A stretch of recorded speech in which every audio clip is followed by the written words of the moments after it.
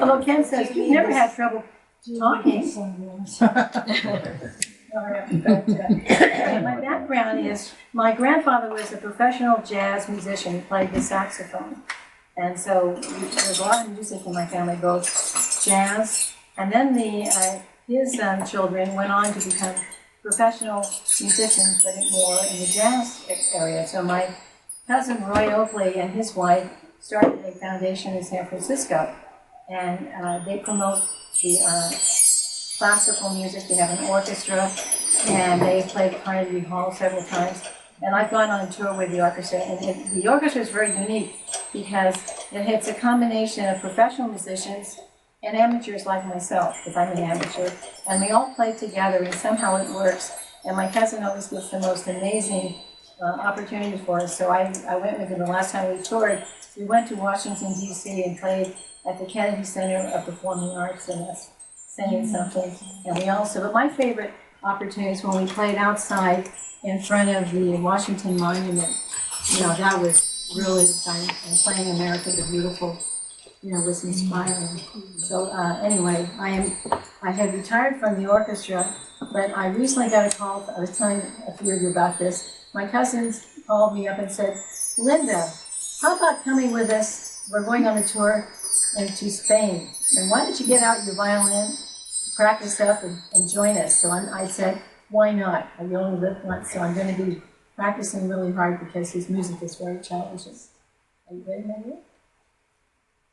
He's getting closer. That's what I'm doing.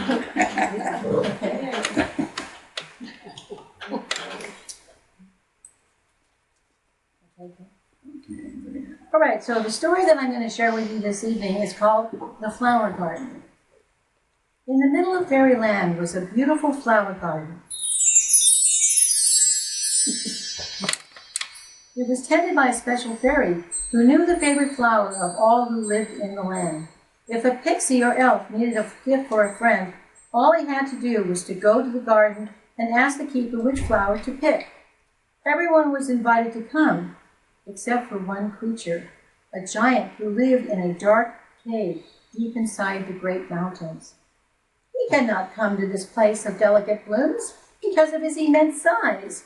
Surely he would trample all the pretty posies, said the keeper of the flower garden. What was sad was that no one had taken the time to check out this assertion. Everyone just assumed that the giant was guilty as charged, although no one had even seen him touch a flower.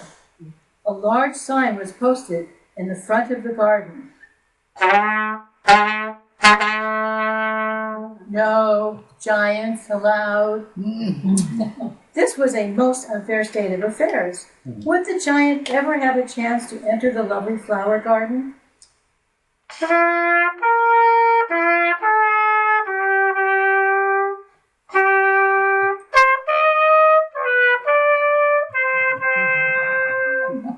Time passed, and sadly things remained the same. All kinds of creatures, especially fairies, were welcome at the flower garden, and they were always assisted by the flower fairy who tended the garden. Now, what flower is favored by the pretty pixie who lives in the glen on the other side of the mysterious mountain? Asked an ardent elf. I want to please her with some of her favorite blooms, he said. Try the sweet williams. They are her favorites, said the flower fairy. Oh, I would have never guessed, exclaimed the elf. In no time at all, the flower fairy had wrapped up the flowers for him. Thank you so much, said the elf as he scampered off to the glen where his sweetheart lived. Soon, another customer appeared at the flower garden, this time a gnome who was also looking for a flower. Again, the flower fairy picked the flower for him. Thank you, flower fairy, said the gnome. How happy my gnome friend will be. More days passed with the same scenario playing out over and over. Many were made happy by the giving of flowers. But how can anyone be happy when one person is forgotten?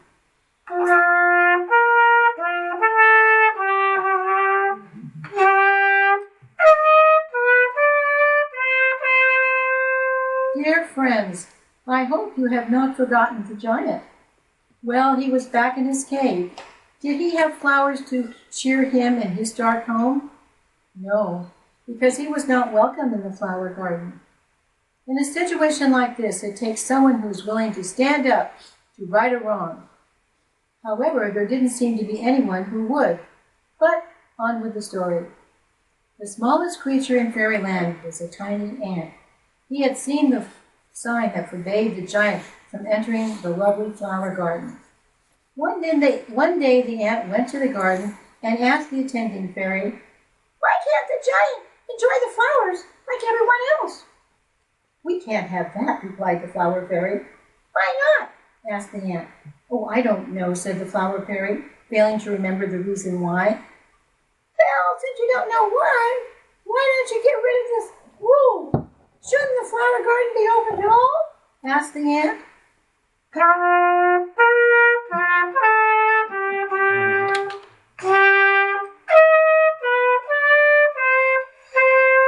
But the flower fairy would not budge. She said, "I will not give up the rule." "I will not give up either," said the ant. And so he decided to go to the flower garden each and every day to ask for a flower for the giant. "What flower would you recommend for my friend the giant?" asked the ant the very next day. "The giant? No flowers for him. On your way," said the flower fairy. But the ant came back the next day and again asked, "What flower for my friend the giant?"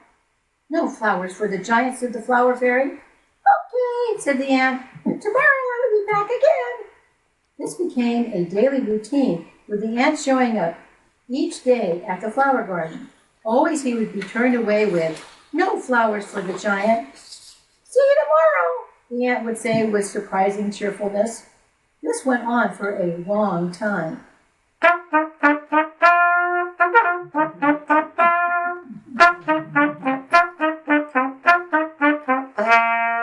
Finally, the flower fairy realized that the ant was not going to give up. She decided to relent a bit by offering the ant a flower for his friend the giant. The very next day, the flower fairy greeted the ant with, "Your friend will probably like a large bloom, like that of a chrysanthemum," said the flower fairy. "No, not a chrysanthemum. It's not his favorite flower," said the ant, who had visited the giant and so knew the correct answer. "How about a large blooming rose?" suggested the flower fairy. "No, that's not his favorite," said the ant.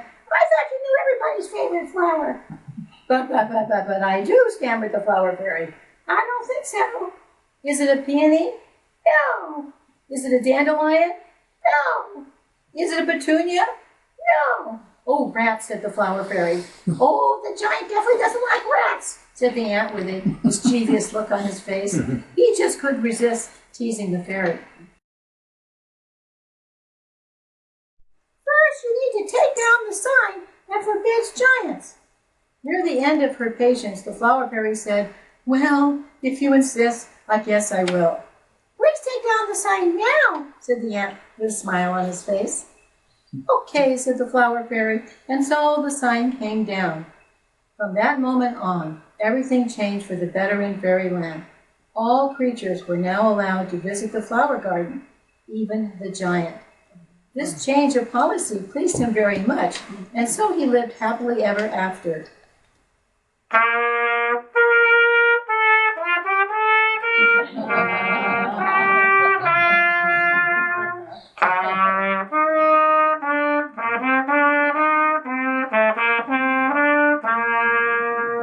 And what was the favorite flower of the giant? Well, I guess I should tell you before the story is ended. It was the forget-me-not.